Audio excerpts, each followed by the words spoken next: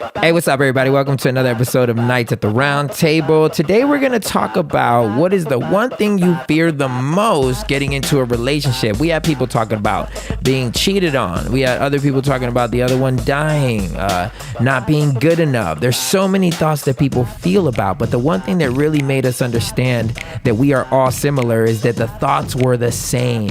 We all fear the same things. We all want the same things. So before you start feeling alone and maybe in a place where you feel like you're the only person thinking this way, understand once you listen to this episode that we're all closer together than you may think. We all fear the same thing. So we hope that you truly, truly enjoy this episode. This is Nights at the Round Table. And welcome to another episode of Nights at the Round Table. 'Tis your boy, Man Weezy, and the queen to the left. Hello. Angela Johnson, and the homie to the right, Be Real. We in here 2021. We trying to do some things. We out here trying to function. We out here trying to, we trying to become something in this place. Oh, look, Hero. What's that one? What are we drinking? We are drinking this South African Shiraz. We took it to the homeland. It is called Unsung Hero. And this is like one of those mid price point type wines you could buy. It's full, it's bodied. Look at these words that I'm using to describe the wine with. We getting fancy now. I wonder if this is one of the wines that has the app that it moves when you put the Those are always fun. Because that's a lot of action that's happening there. That's true. And the way it's like drawn on, it kind of looks like it's gonna become something like on the computer. I'm gonna look it up. Yeah, way to notice that.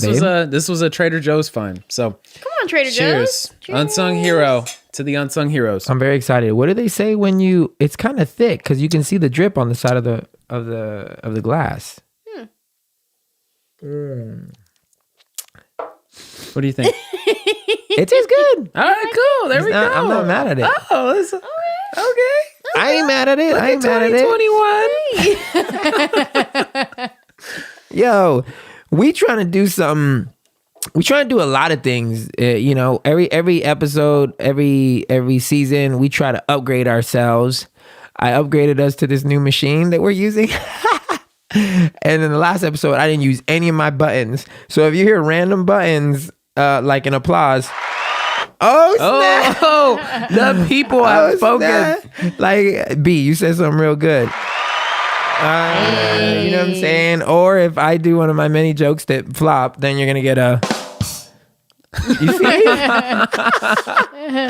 We're going to replace these with stuff that we use. But I may use this. I'm not even mad at some of this stuff. And then, of course, when B hits us with a Maddie moment, you're going to get a... And I'm so grateful because I love you so much. I love you so much. And you know, I love you so. We out here just trying to get better. You know what I'm saying? We trying to get better. This episode, which we're going to involve y'all a lot, because the cool thing about this machine is we can do phone calls now. We can do Zooms. We can have somebody and it records right in. So we're going to do some live ones where you guys get to call in and you'll hear yourself and we get to, involve you in the show. So I'm kind of stoked about that. This episode, we went on our Instagrams and we asked people, what is the one thing that you are afraid of most within a relationship? I think there was an overwhelming amount of people, at least based on your one Instagram post, that said cheating, right? A lot of people were afraid of getting cheated on. Mm-hmm. Mm-hmm. And with that said, has anybody here gotten cheated on? Well, before we answer that question, I was going to say, to add to that, getting cheated on, I wonder if there's anybody out there honest enough to say they were the cheaters? That they were afraid of cheating on their person. We talked about that when we did the guy episode. Yeah. Mm-hmm. Reiterate, because I wasn't here for that episode. Well, we just kind of told on ourselves. I don't subscribe to this podcast. So. we were talking about whether or not we've cheated before or have been cheated on, it's interesting. A lot of people are afraid of that. And I guess, even back in my BC days, like I wasn't really a big cheater. I never cheated before. There was like one season where I was dating people, but and I wasn't like committed to anyone to where it would be like cheating. But a lot of people were afraid of being cheated on, which begs the question of like, I don't know. I heard it on one documentary. It said that there would be no cheating if there was no monogamy. It's interesting. Yeah, it's very interesting. For me, I never like actually physically hooked up with another girl outside the relationship I was in, but there was definitely an emotional connection that I had with a girl, and I had like really strong feelings for her and expressed those feelings. So in that way, yeah, I did cheat on one of my past relationship, you know? So it's interesting because I wouldn't necessarily say that's a fear of mine. My fear is different in that, and we'll probably get into that because probably... Get into it. Yeah, get into it. Well, I'd like to hear what people say because I'm sure most of our relationship fears are probably similar. Like we're probably in the same boat when it comes to a lot of these things. Yeah, I did. There was an overwhelming amount of people. Okay, so we got being lied to and cheated on.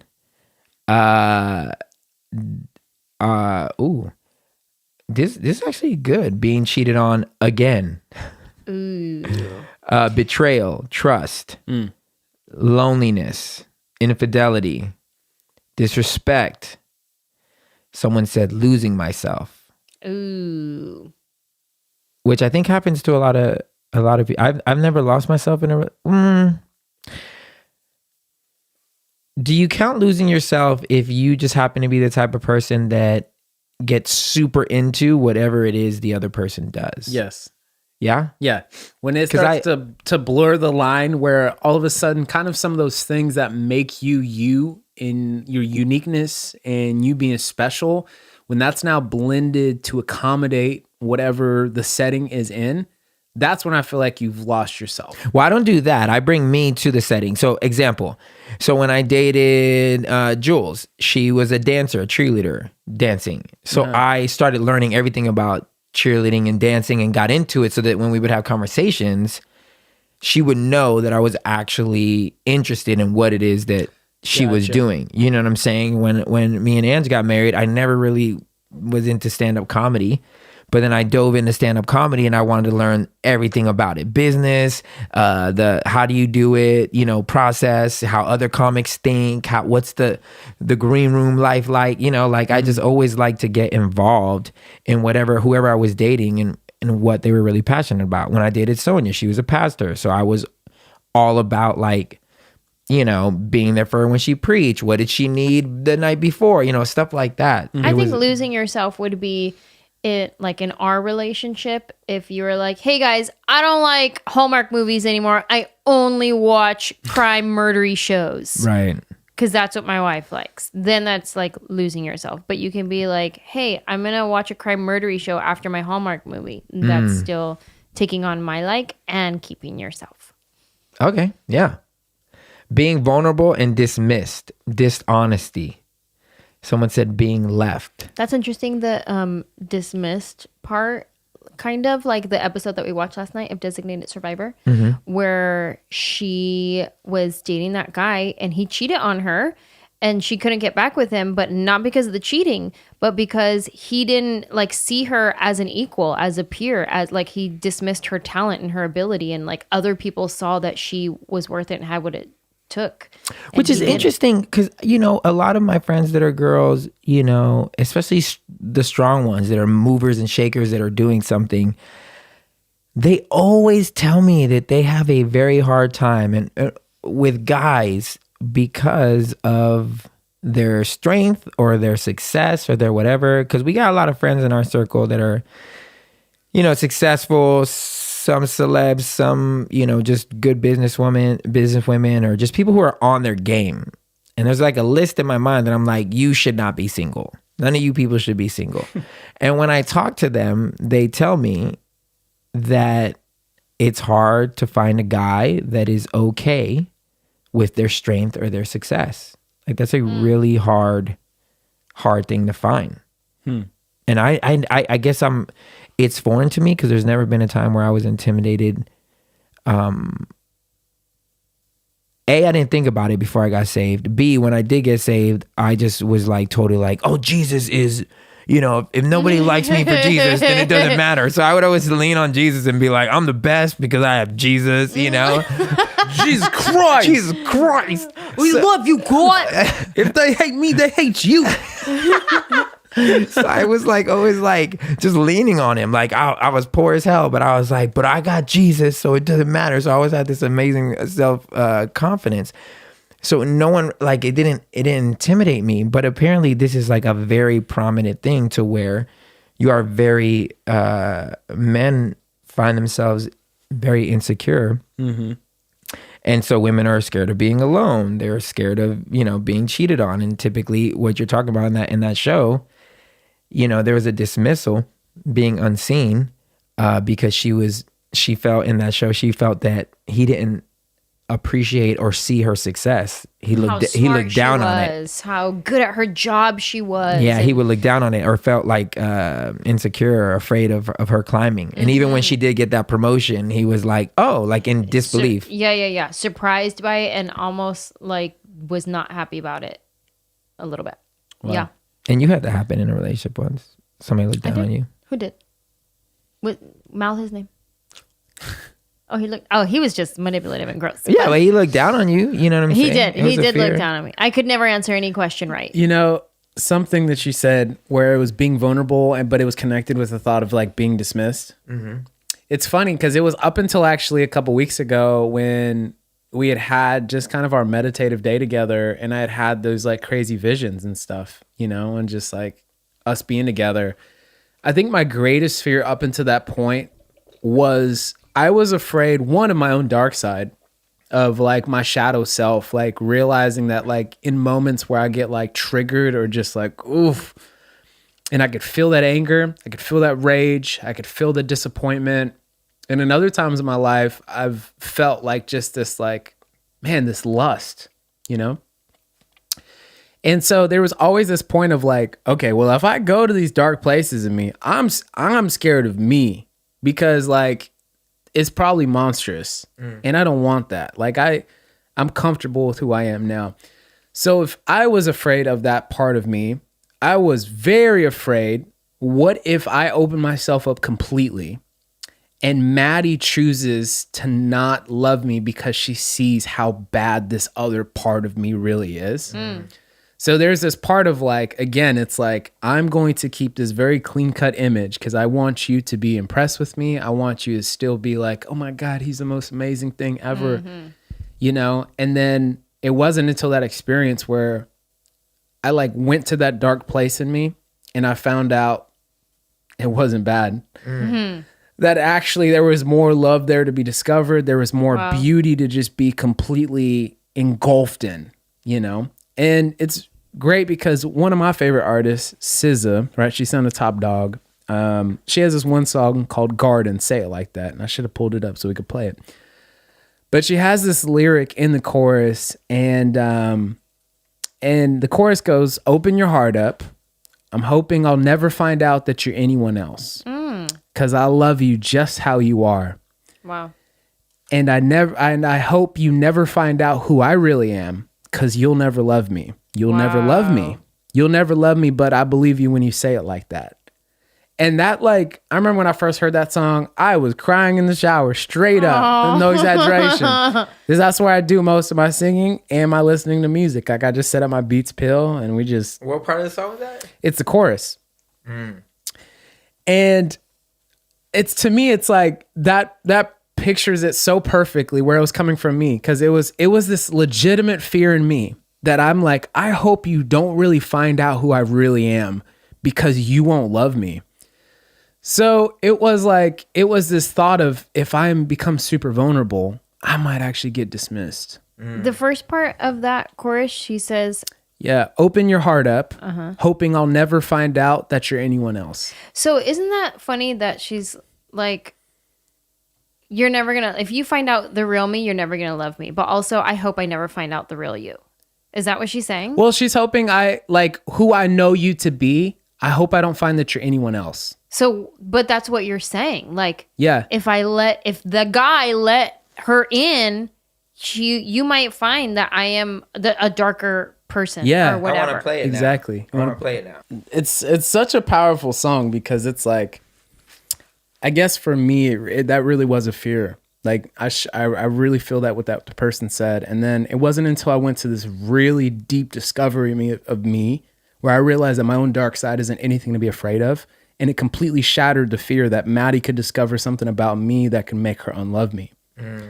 So I'm in the process right now of like, after overcoming that fear in a lot of ways, I don't really know what my next fear is. Hopefully I don't have to discover what I'm newly afraid of in our relationship, but that's crazy. What did Krista just say in that video the other day? The one that I sent to all of you guys. She was talking about the ego, and we used to say like we need to, kill our ego. But she's like, but the ego is beautiful because it. And then she said why, and I can't remember what it was. Man, I was listening to. There's this thing that I read, which is because you said the shadow side, and it literally like piqued my ears because again, this book, The Things of Scripture, Rohr said something, and he said, we believe that the purpose of religion is to get rid of the shadow side of us. We don't want anyone to see it. We spend all our time trying to hide it. Religion has always seen the shadow side as a problem.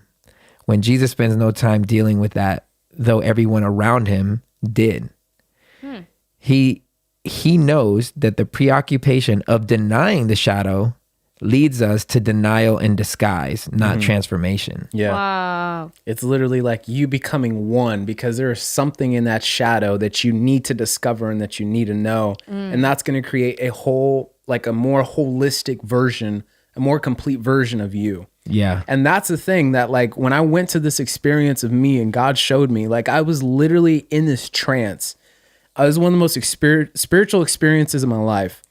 And I remember just being completely overwhelmed with love. And there was one point where I am riding on this horse next to Jesus, and we are riding through what I know to be the terrain of my own soul.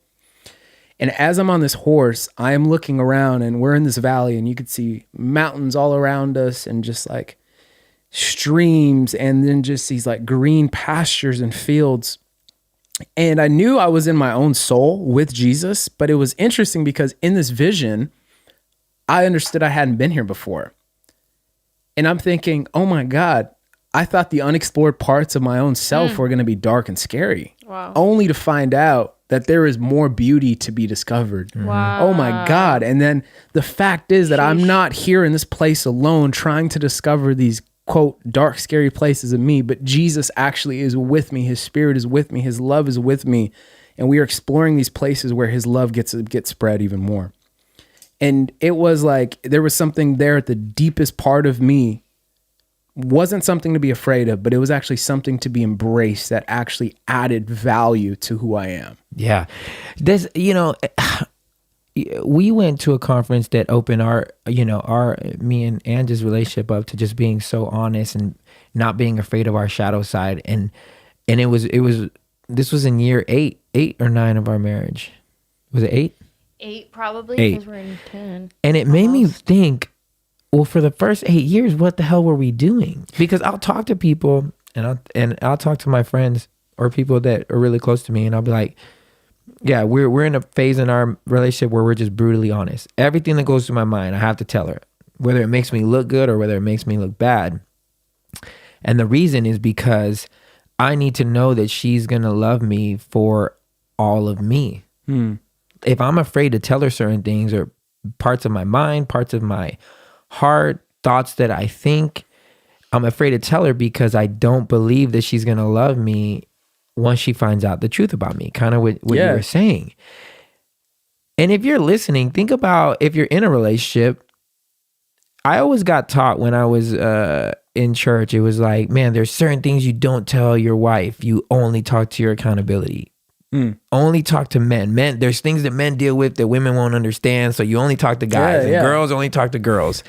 And I used to literally live by that. It was like, oh yeah, I can only talk to my guys about certain things. If you're talking about porn, if you're talking about masturbation, if you're talking about sex, if you're talking about all this other shit, these are guy problems. So guys only talk to guys because only guys are gonna understand. Hoorah, And then I started thinking, wait, so I'm expected to open myself up about literally all my darkest stuff to my homies. Yeah. But the person that I pledged my life to, I'm supposed to not let her in on all this because she's gonna run away? How is this okay?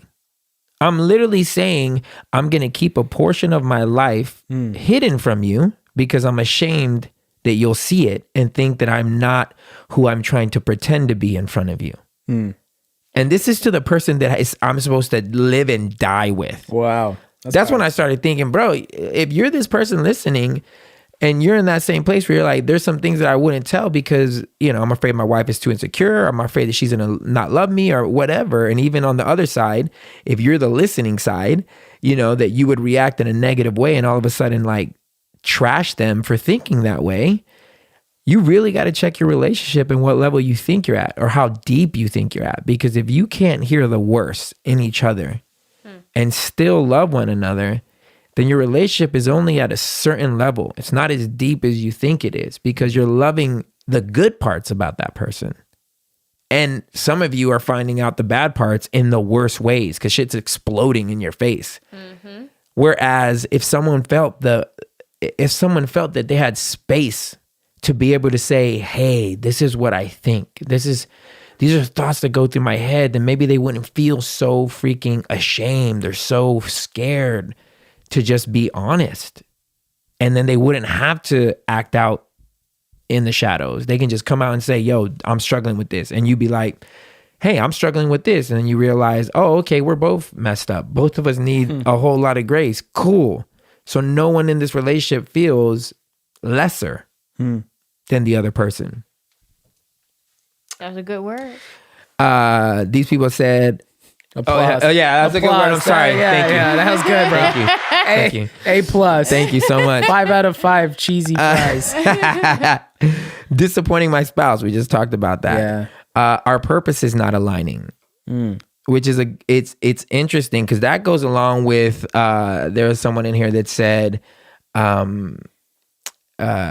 realizing that you someone turning out to be the opposite of what they presented themselves to be goes with our purpose is not aligning, because there have been people that I've talked to that in the beginning of their marriage they're a certain thing, Right.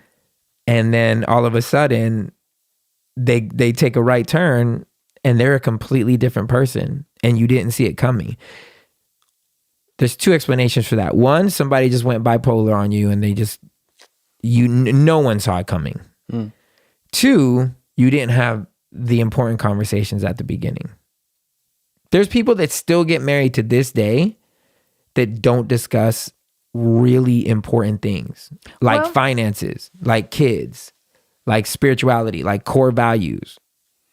They just don't talk about it because it's a whirlwind romance, you know?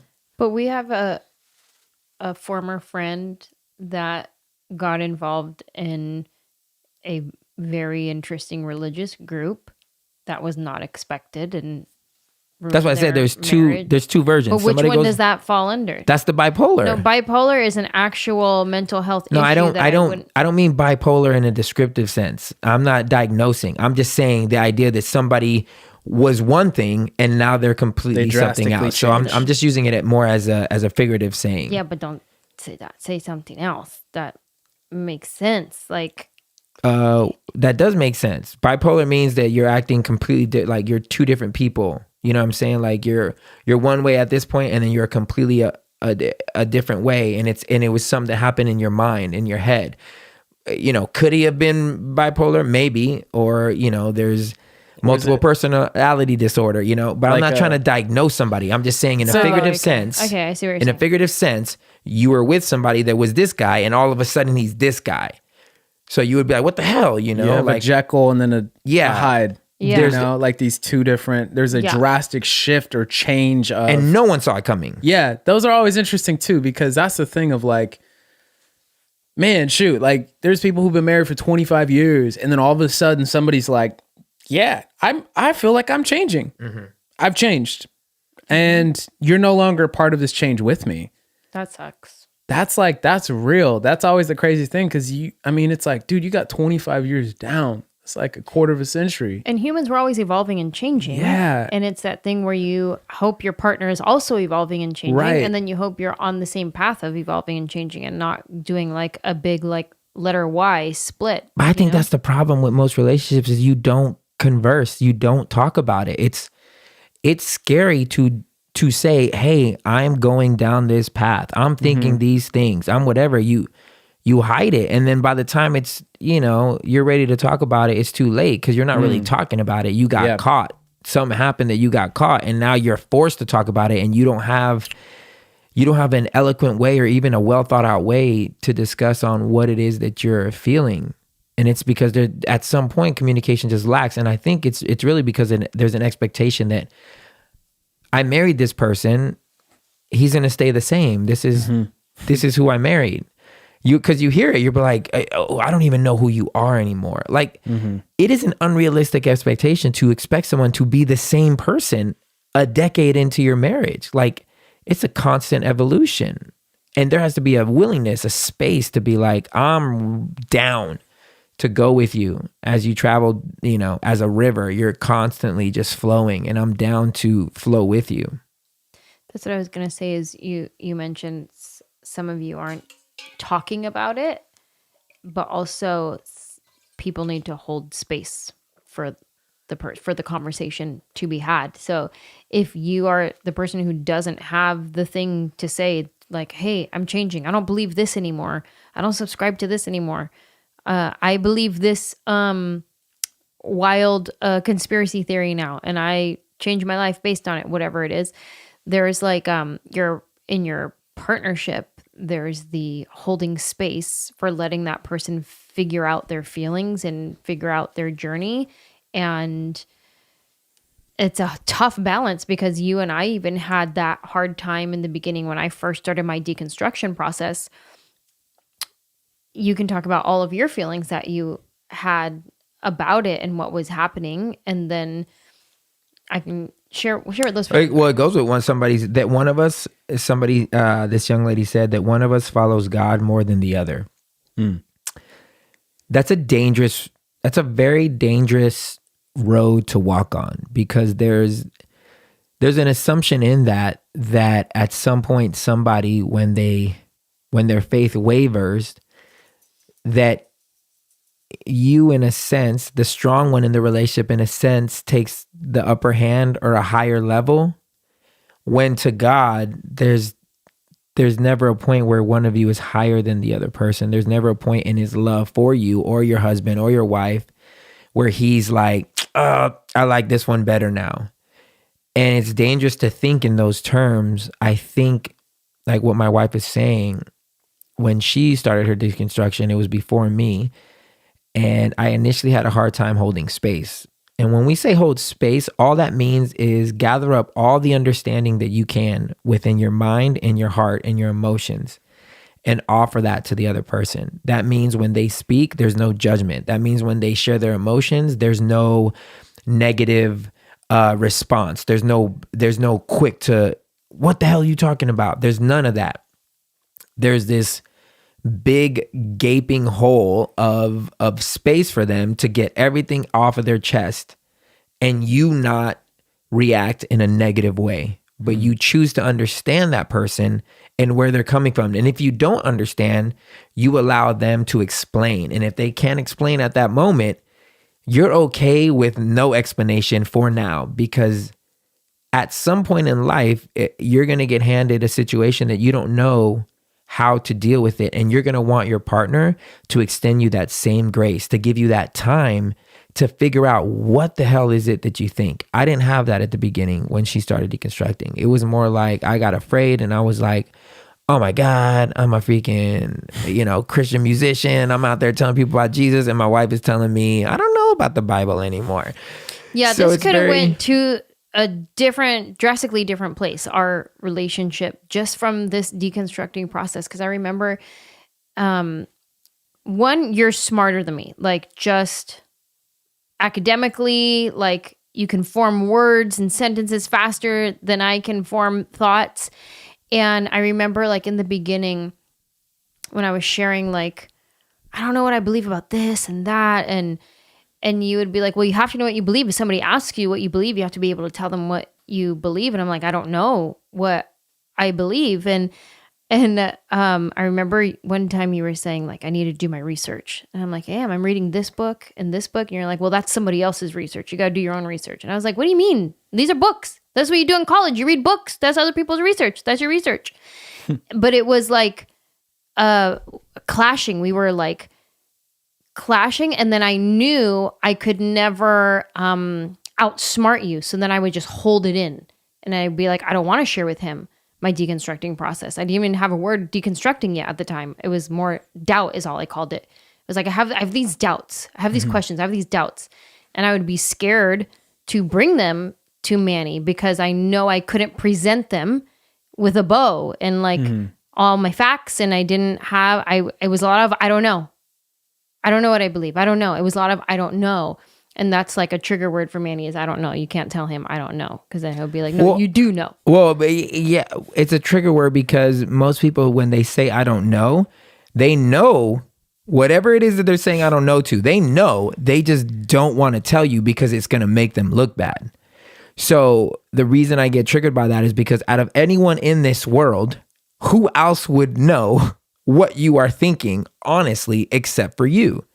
Most people don't want to say what they're thinking at all times. And I'm more like, just tell me, like, just be straight up 100% what it is that you're really feeling. And that's why I get like triggered at I think that. For us, it was when you started to soften, when you started your own deconstruction process. And I remember for me, I started feeling more safe to come to Manny with these things. Yeah.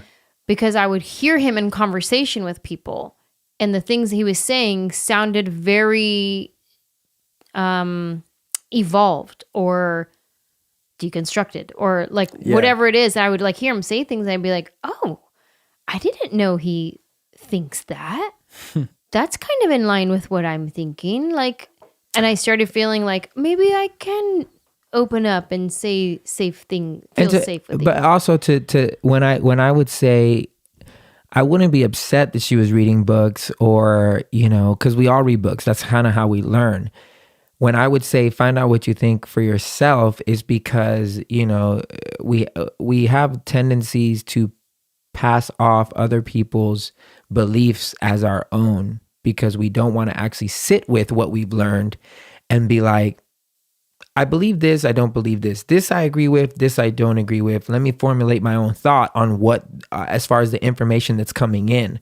So when I would say, I want to hear what you think, it was more so I wanted to know, okay, you've gathered this information. Now present that information with what you know to be true in your own life or what you would like to be true or what you know of God, and then come up with a conclusion of what it is that you actually believe in.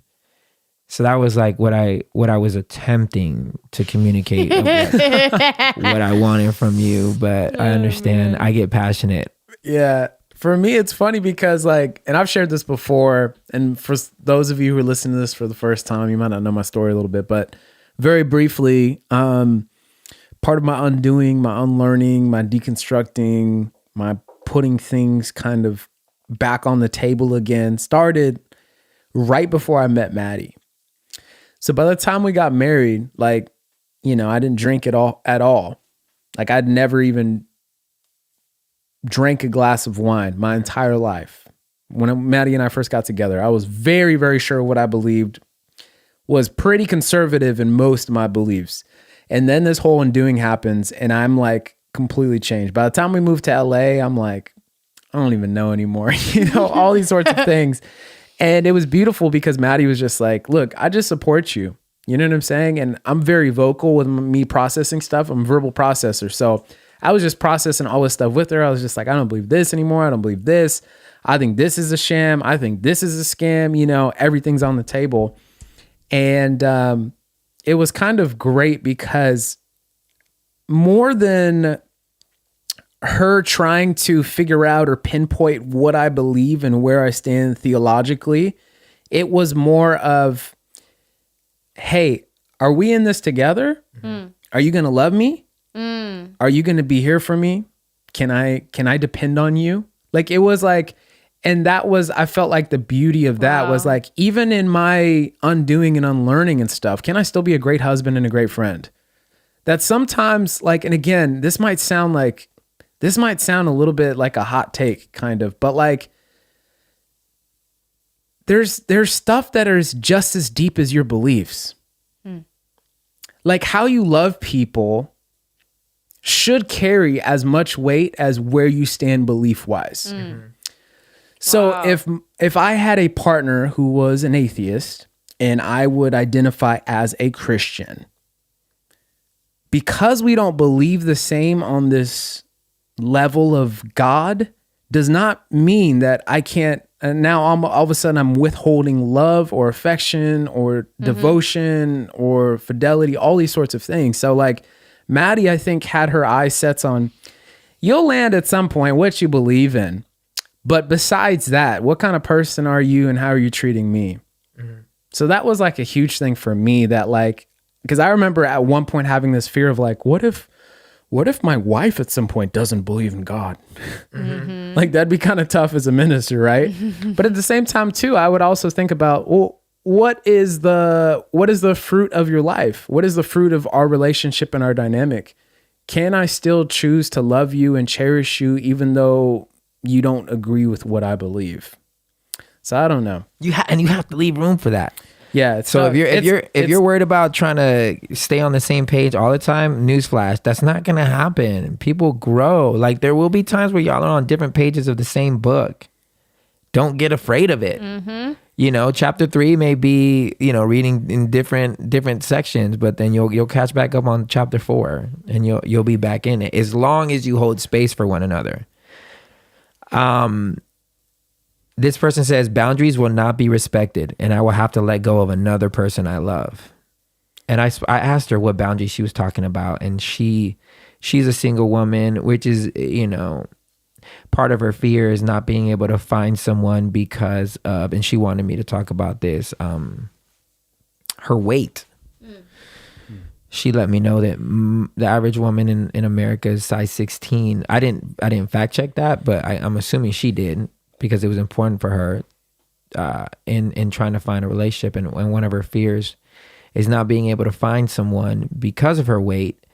And if she does, that person will not respect boundaries, i.e. she doesn't want to have sex before marriage. She doesn't want to be touched certain places. She doesn't want to whatever. But so it's a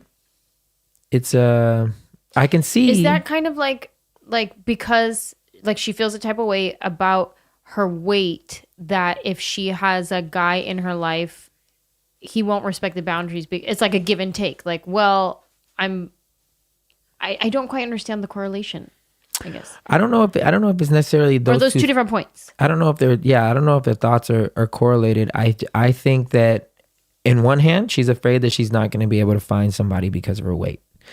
Which I told her, you know, because she feels like, you know, America is really much like, you know, we want skinny chicks or we, you know, I think that was more in the 90s. Now we're into big booties, small waists and big booties. So everybody's, you know, the butt implants and everything. This is what every Instagram chick needs to look like.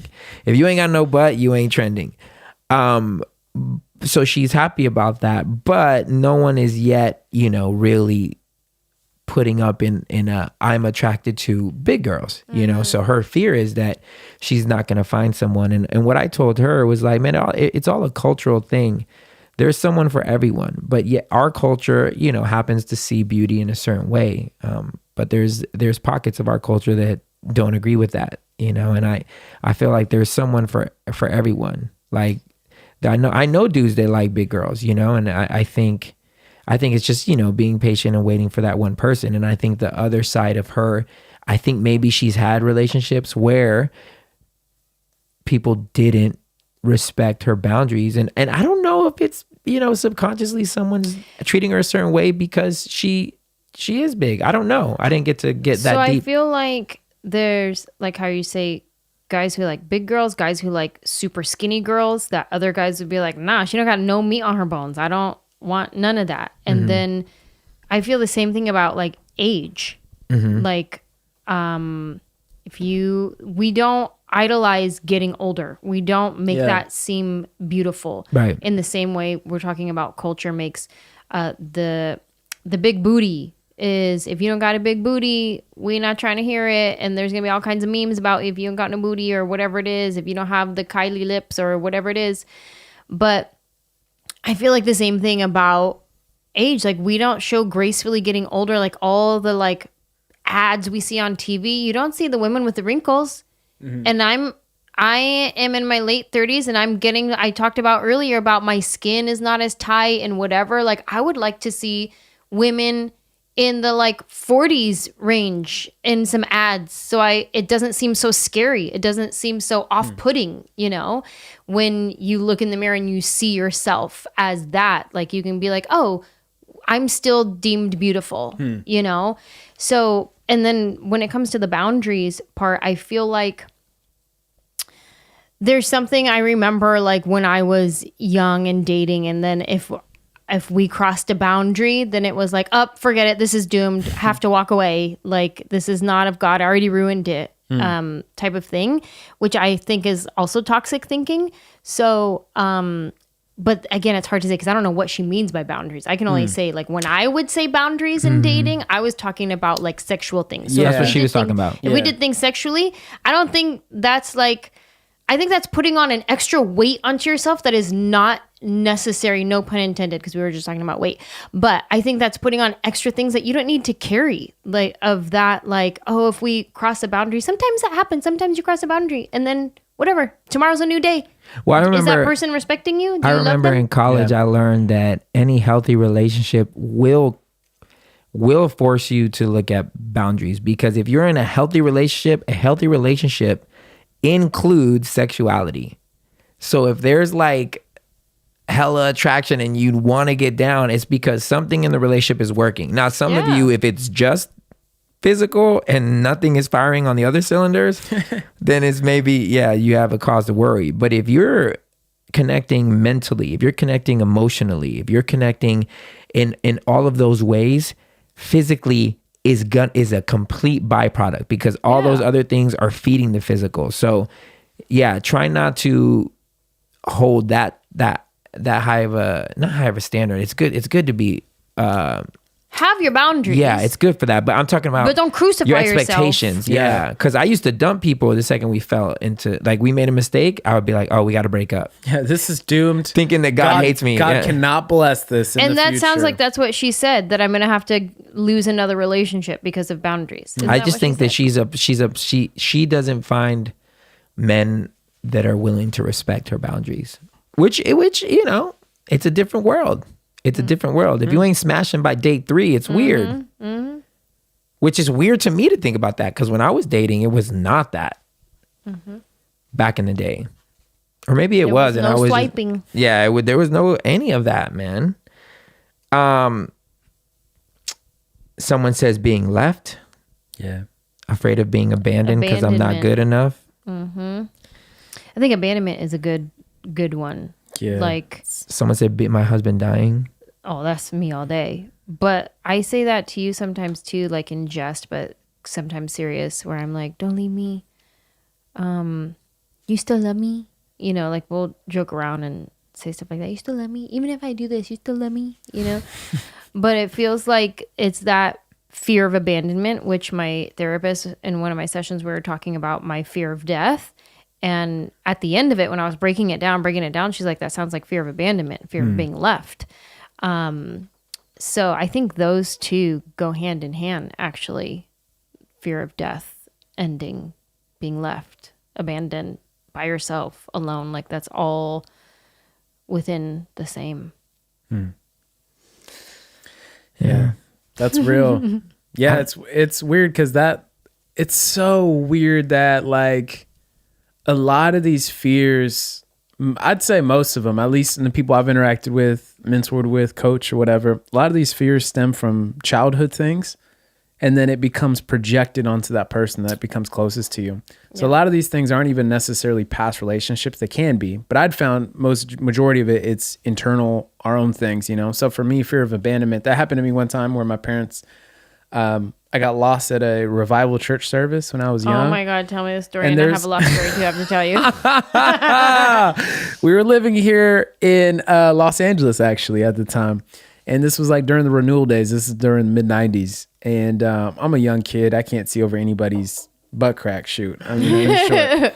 And so this was one of those services where there's thousands of people. People have flown in from everywhere because we were like experiencing revival. And my parents had gotten separated. And you know, like when the altars are packed, the aisles are packed, standing room everywhere. And I'm looking across this entire auditorium and I can't find any single sight of my mom or my dad. And I'm thinking, oh my God, they left me. They left me here at this revival service. You know? And I'm standing there and I just start crying and I just start feeling so overwhelmed. I start feeling so small. And it just felt like I feel so insignificant. And so it's funny because obviously they were like, oh, no, we didn't leave you. We were back here. We were coming to get you. But the weight of that moment and the sting of what that felt like stayed with me for a very long time. Trauma in your bones. So now I'm in a relationship and I'm thinking there might be a point where you forget about me.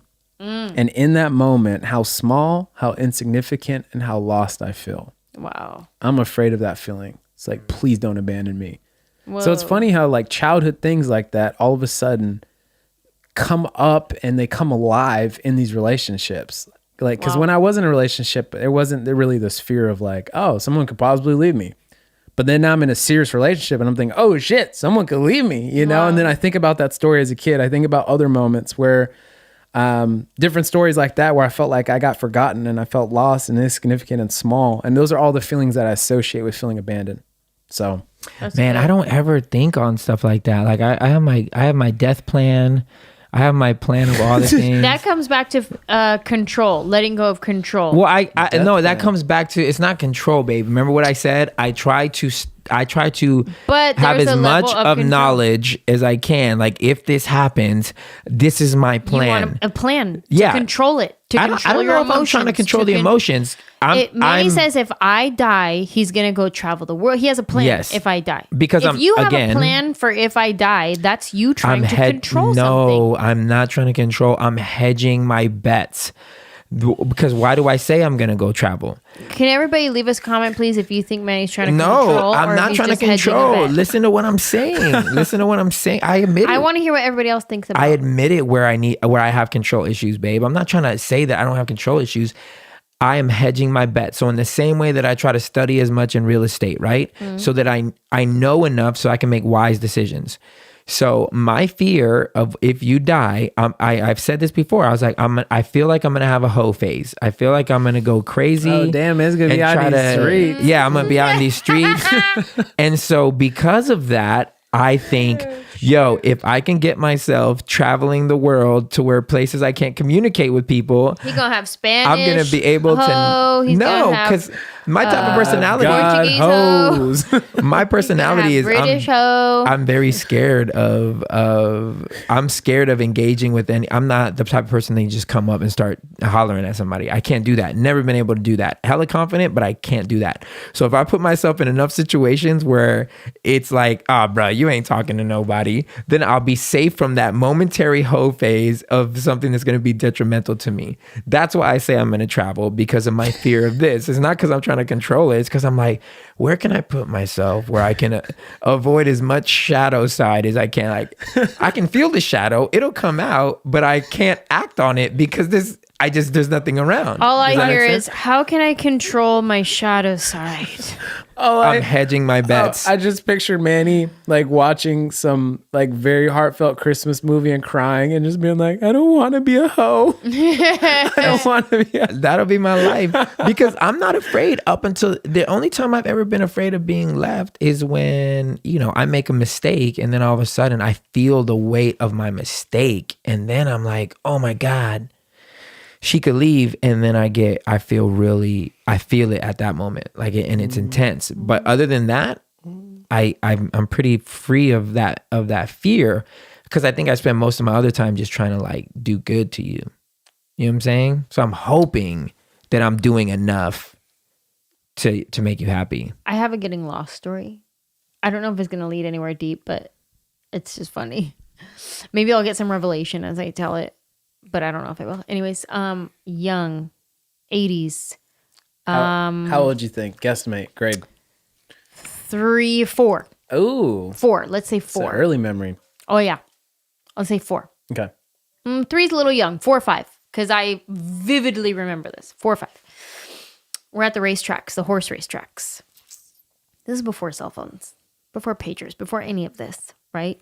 Well, my dad brought me and my sister to the racetracks. Okay, my brothers are not born yet. So Kenny is 7 years younger than me. So I'm definitely like younger than that. Okay. Okay, so we're meeting my grandpa there. And my dad is very smart. And he has this great idea. He was like, Veronica and Angela, me and my sister, pretend you guys are lost. Go up to the announcer's booth and tell them you're lost and you're looking for your grandpa. So that grandpa will come and meet you here. And then I'll just be waiting here. So that way we can meet up with grandpa. Because we didn't have cell phones to call each other to, hey, meet me here. Okay, meet me there. It was just like, oh, we got to find grandpa at the racetracks. How are we going to do that? So go to the announcer booth and pretend you're lost. So we did that. We go to the announcer booth. Oh, we're lost. We need our grandpa. And they're like, Reuben Johnson, please come to the announcer booth, whatever. And here comes grandpa. And then there's my dad. We're like, oh, cool. We met up. And we go to the racetracks, right? Then later on, I for real get lost. Now I'm not with my sister. I'm not with anybody. And now I'm for real lost. And I'm back at the announcer booth. And I'm lost again. And they're like, oh my God, this little girl is lost again. Reuben Johnson, please come get your granddaughter. Because I was for real lost that time. And I don't have any deep meaning to it, but that's like my getting lost. Do you remember what it felt like, though, being legitimately lost? I remember bawling, crying, boogers, and the woman was holding me. Like before I wasn't crying, obviously, because I was acting. And I wasn't a really good actress yet. So I was just like, I'm lost. But then this time I was for real. I was like bawling, super crying. And I remember the woman holding me and me just like holding on tight to this woman, whoever she was. That's interesting. I looked up on psychology today and they had 7 reasons why most people are afraid to find love. And they're all really good. Read us some. Number 1 Do we have a sound effect before we go? No, I wish It should be like a... I need to do that one. I need to bring in the one from the Instagram that you said when you said dun, dun, dun, you know, for the the hearts super boom. A real love makes us vulnerable. A new relationship is uncharted territory, and most of us have natural fears of the unknown. Letting ourselves fall in love means taking a real risk. Fear of the unknown. We are placing a great amount of trust in another person, allowing them to affect us, which makes us feel exposed and vulnerable. Our core defenses are challenged. Any habits we've long had that allow us to feel self-focused or self-contained start to fall by the wayside. We tend to believe that the more we care, the more we can get hurt. That's real. That's deep.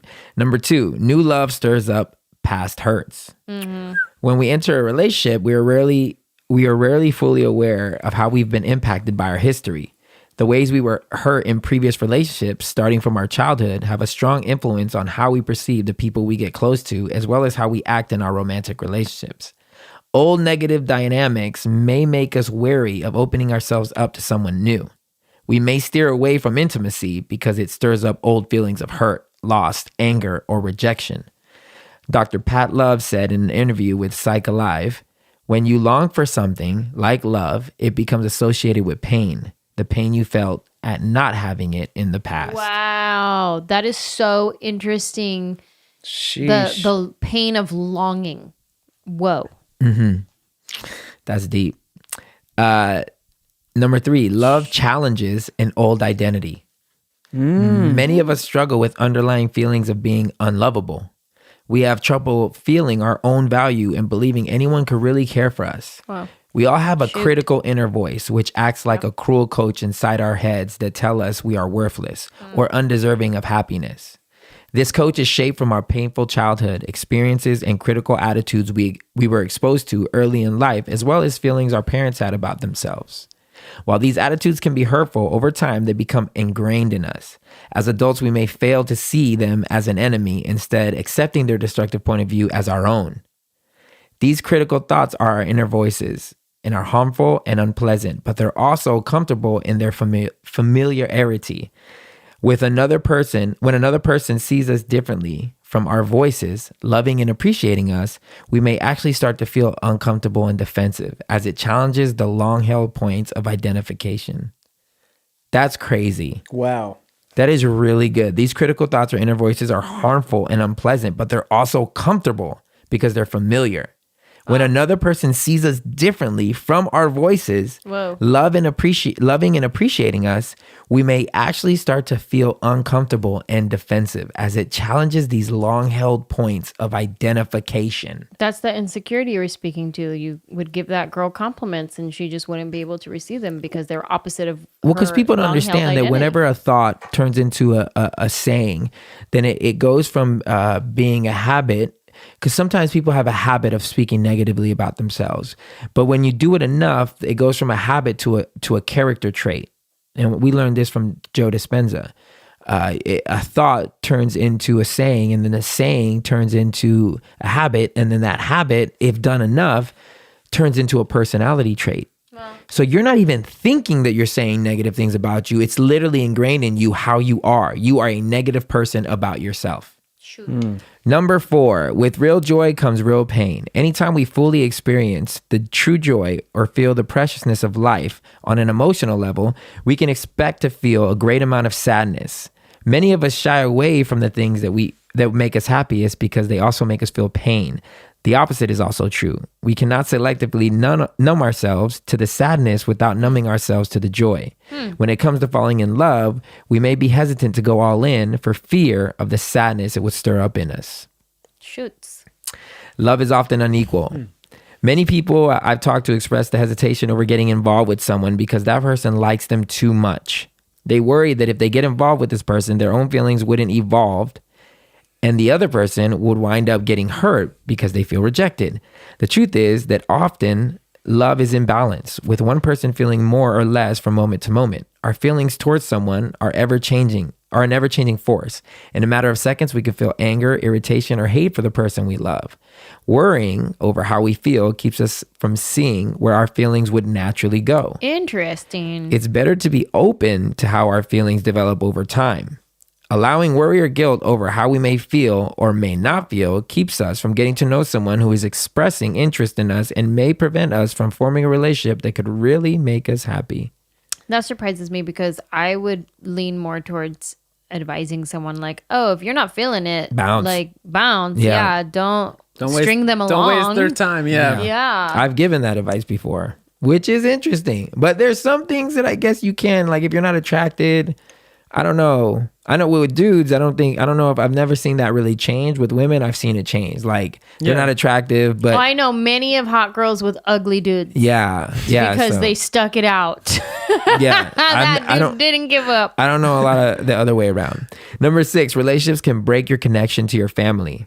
Relationships can be the ultimate symbol of growing up. They represent starting our own lives as independent, autonomous individuals. Yeah, absolutely. This development can also represent a parting from our family. Much like breaking from an old identity, this separation isn't physical. It doesn't mean literally giving up our family, but rather letting go of on an emotional level, no longer feeling like a kid and differentiating from the more negative dynamics that plagued our early relationships and shaped our identity. Yo, that's a harder transition that we don't really acknowledge like socially or talk about really as much, but that is kind of hard to think about. Like if you have a little brother or a little sister and you're used to like, oh, noogie or whatever, and they're like, remember saying noogie? Remember noogie? Oh shoot. And then they grow up and all of a sudden they have like a boyfriend or a girlfriend and they're like actually mature and like they hold their own and they pay their bills and stuff. And then it's like an actual transition out of like, oh, you're just my little kid sister or brother. And now we're actually like peers.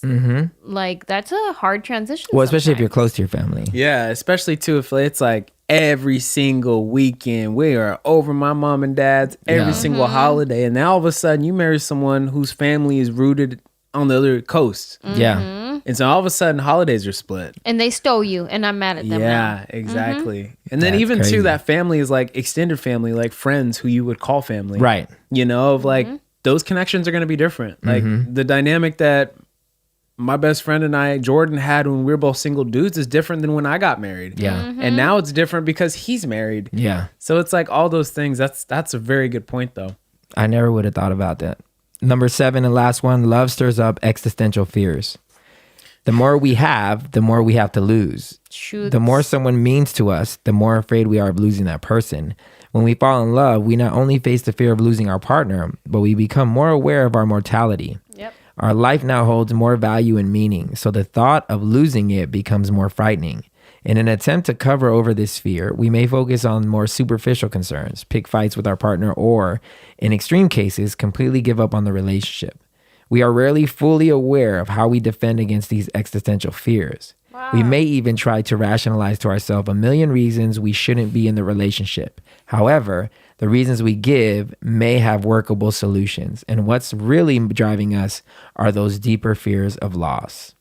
That's that age-old question. Is it better to have loved and lost. been hurt, loved and lost, or never have loved at all? Yeah. Dude, that one just blew my mind on a very like weird way, because that is so true. It's like love is the flow of the universe, right? Love is the ultimate reality at the end of the day.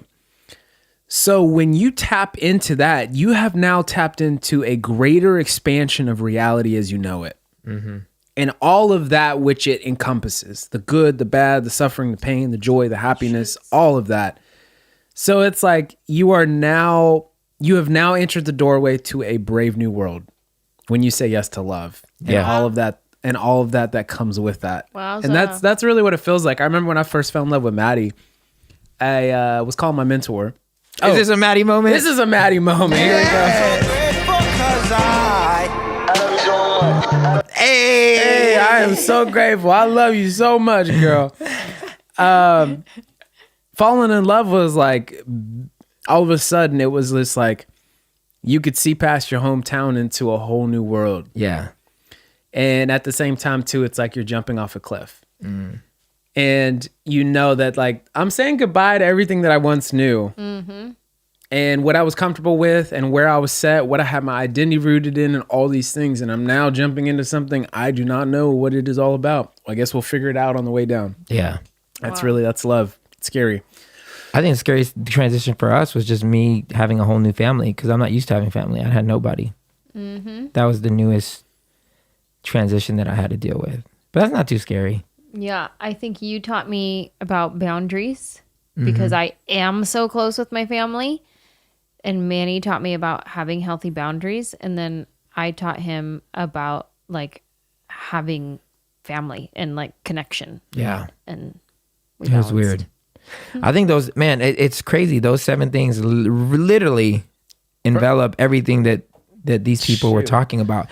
You find it that most of us are way more connected, even in our fears, than we think. We all think and feel the same way. Well, You know what I'm saying? Which is it's so dope, because the more we can express and have conversations like this, the more we can realize that we're really not alone in any of these things that we're afraid of. And that, in a very real way, makes us feel comforted, you know? Yeah. Well, at least it does for me. Yeah, it's interesting because there's this one, I used to listen to him a ton, not as much anymore, Mike Bickle. He founded the International House of Prayer in Kansas City, Missouri. He did this teaching about 15 years ago, and it's called The 7 Longings of the Human Heart. So he talked about how every human that you interact with, you see, has 7 longings in their heart. And I forgot a lot of them. I remember a couple of them. One was a longing for beauty. Another one was longing for intimacy, longing to be loved, and longing to love. And there was a deeper reaching for what he would call God. So there's like this longing to be connected with this infinite sort of thing. But I think about, because we are so alike in more ways than we would care to admit, because of just how we're wired, we're made by God and his image, that we share these longings. But in those longings also, we share most of the same fears. So we're all connected. Totally. We long for beauty, greatness, fascination, and intimacy. We all long to be enjoyed, to be wholehearted, to make a lasting impact. Those are all Greatness. the ones. That's a good one. Yeah. Man, I love it. We can talk about this forever. Hey, I like this idea of us reaching out to y'all and getting y'all to talk back. Moving forward, we're gonna do some live calls. We're gonna do a bunch of stuff this season that's different than the rest of them. Hopefully, to get you guys engaged more and into the conversation, so that you really, really start feeling like you're a part of this family and at the table with us. And to all of our Patreon members, we love you so much. Thanks for supporting. If you're not a Patreon member, we'd love for you to consider it. Anywhere from $2 to $25. And it helps us, man, continuing this podcast and growing it bigger and bigger and bigger. So if you're feeling what you're getting, think about it. If not, we still love you. We're still going to give you the goodness and keep going as long as we can. We're grateful for every single person that has listened this far. And we really pray that you got something good from it. And we also like to say at the end of every episode, we pray that you find a seat at the table. And if you don't, you are always welcome at ours. Cheers. Cheers.